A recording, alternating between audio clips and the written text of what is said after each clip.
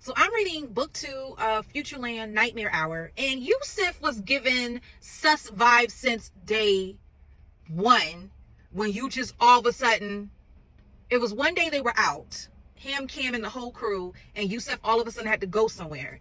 And the way he said it, it gave you sus vibes. So then when he pops up on Cam's ship, when he has to leave, and I forgot to tell you, if you have not read any of Futureland books and you don't want spoiler alerts, then you need to get off this video right now.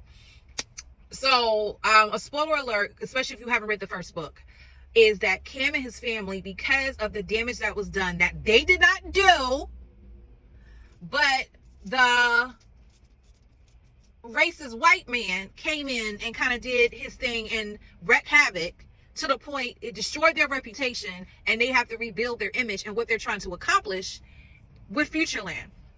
So they leave Atlanta. Cam does not want to go because he's finally made friends like his mom expected him to, but because of the damage that was done to the community and the lack of trust, and granted, they didn't do anything. You have to read the first book to see what happened. They're now going to New York to kind of rebuild their brand, but at the same time operate the park in New York. So Cam wakes up one morning to find like a half-eaten sandwich, and it's Yusuf chilling in his house. And it's like, how did you even get on the ship? And how does your parents let you know? And the way Yusuf manipulated, he said, yeah, I used the voice record thing, so your mom thinks that your parents said it was okay, or something like that. And I'm just like, and then he did not want to tell Cam's parents he was there. That's red flag 1, 2, 3, 4, 5, 6, 7, 8, 9, 10.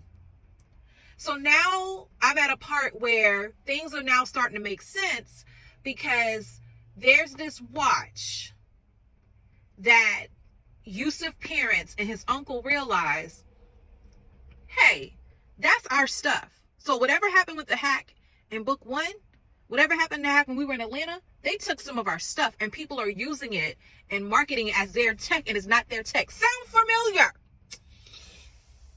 So then Cam notices that Yusuf, all of a sudden he knows that Yusuf has this watch, and it's like, how did you get this watch when we haven't even released it? And he was like, well, how did you get it? And the way Yusuf is explaining it, I'm just like, oh, he's working for the man. And I might be wrong. He could have been manipulated and bamboozled. When we go back to how enslavement happened, Spaniards, Europeans came in and put tribes against each other, sold them on goods and trading. It was like, if you give us this, we'll give you all. If you get us these tribal members that you're already in war against, or just because we want to enslave these people, we will. If you help us, we will give you this.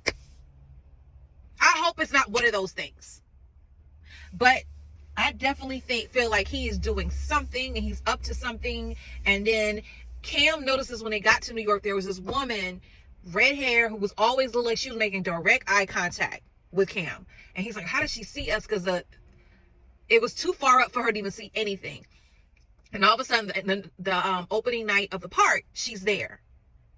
And right when he's starting to feel sick and nauseated, that's when this woman, he sees the woman, and then something goes on with Yusuf. Oh! And we're not even halfway through the book, y'all. So I will admit, the action, the anticipation, I wouldn't say anxiety, but the level of what's about to happen is definitely higher than the last book. The last book, I feel like laid the groundwork, gave you background history so you learn about the park. Even though it was an ongoing, what happened to his parents, what happened to his uncle, what's going on with the park, it was a slow, steady progression. Versus now, we're like, yo, Yusuf, what are you doing?